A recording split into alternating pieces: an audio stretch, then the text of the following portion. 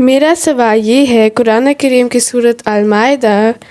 کی آیت نمبر 52 کے مطابق ہمیں عیسائیوں یا یہودیوں کو دوست کیوں نہیں بنانا چاہیے؟ سارا قرآن شریف پڑھو، صرف ایک آیت نہ پڑھو۔ اس سے پہلے اللہ نے کہا کہ اللہ تعالیٰ نے قرآن کریم اتارا، مومنوں کو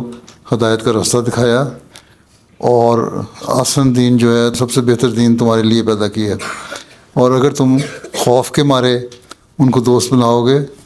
تو تم غلط کرو گے۔ دوسری جگہوں پہ اللہ تعالیٰ نے کہا ہے کہ ان کو ایسا دوست نہ بناؤ کہ مومنوں سے پرے ہٹ کے ان کو دوست بنا لو، مومنوں کی باتیں نہ مانو، قرآن کریم کی بات نہ مانو، دین کی بات نہ مانو،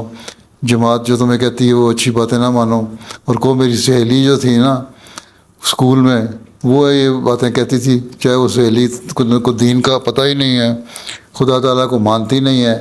نہ اللہ کا پتہ، نہ رسول کا پتہ، نہ عیسیٰ علیہ السلام کی تعلیم کو عمل کرتی ہے، وہ عبادت کرنے وہ جاتے نہیں، دین کو وہ چھوڑ بیٹھے ہیں۔ تو جب تم دوست بناؤ گے تو ان کی دوستی کا اثر تمہارے پہ ہوگا، پھر تم بھی دین سے دور ہٹتے جا رہو گے۔ ویسے تو اللہ میاں نے منع نہیں کیا، اگر تم دوست بناؤ گے، واقف بناؤ گے، قریب تعلق کرو گے، تبھی تم تبلیغ کر سکتی ہے نا ان کو۔ جب تم ان سے دور دور رہو گے، ہائے ہائے ہائے میرے قریب نہ آنا، ہاں، تو پھر تم تبلیغ کس طرح کرو گی؟ تو اللہ میاں کا مطلب یہاں یہ ہے کہ ایسے لوگ جو دین سے دور ہٹے ہوئے ہیں ان کو دوست نہ بناؤ، اور خوف زدہ نہ ہو کسی سے۔ سارا پڑھو نا اگر تمہیں یہ پتہ لگتا ہے، اور اللہ تعالیٰ نے تمہیں ہی فتح دینی ہے، تم نے ہی کامیاب ہونا ہے۔ یہ نہ سمجھو کہ دنیا والے کامیاب ہو جائیں گے، آخر کامیابی تمہاری ہے۔ اس لیے ان برے لوگوں سے بچو۔ ایک دفعہ ایک سکھ آیا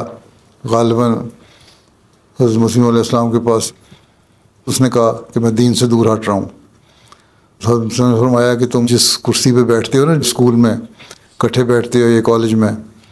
تم اپنا ڈیسک چینج کر لو، اپنی چیئر تبدیل کر لو، تم پیچھے کسی اور کے ساتھ بیٹھو جو اچھا دیندار ہے۔ تھوڑے دن کے بعد اس نے آ کے پیغام دیا کہ ہاں میں نے جو اپنا کرسی تبدیل کر لی ہے، اپنی سیٹ بدل لی ہے اس سے، اب میں اس کے ساتھ نہیں بیٹھتا، تو میرے خیالات دوبارہ جو ایتھیس خیالات ہو رہے تھے، دہریہ خیالات ہو رہے تھے، خدا کو نام ماننے کے خیالات ہو رہے تھے، دین سے دور ہونے کے خیالات آ رہے تھے، وہ سب ٹھیک ہو گئے ہیں، کیونکہ جو میرا جو کلاس میٹ ہے جس کے ساتھ میں بیٹھتا ہوں وہ دیندار ہے۔ تو اس لیے اللہ تعالیٰ نے کہا ہے کہ جب تم برے لوگوں کو دوست بناتے ہو وہ تمہارے پہ اثر انداز ہو جاتے ہیں، نہ بھی کوئی بات کریں تب بھی لاشعوری طور پہ تم پہ اثر انداز ہوتے ہیں، ٹھیک ہے؟ اس لیے ایسے دوست بناؤ جو اچھے ہوں، دیندار ہوں، اچھے اخلاق کے ہوں۔ بعض لوگوں میں دین نہیں ہوتا لیکن اخلاق اچھے ہوتے ہیں، وہ تمہاری باتیں سنتے ہیں، تمہیں اپریشیٹ کرتے ہیں، تمہیں تنگ نہیں کرتے ہیں، اسکول میں بلی نہیں کرتے، ٹھیک ہے؟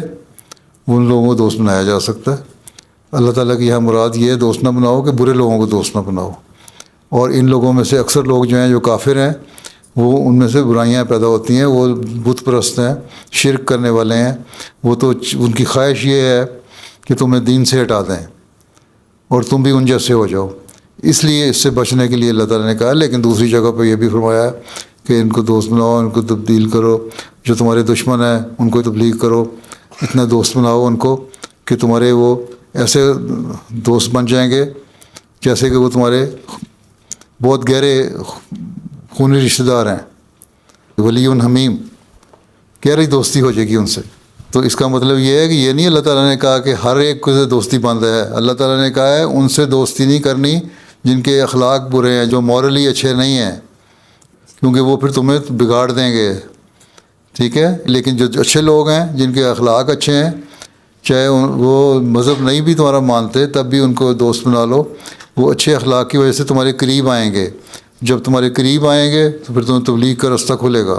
پھر ان کو تبلیغ کر کے تم دین کی باتیں سکھا سکو گی۔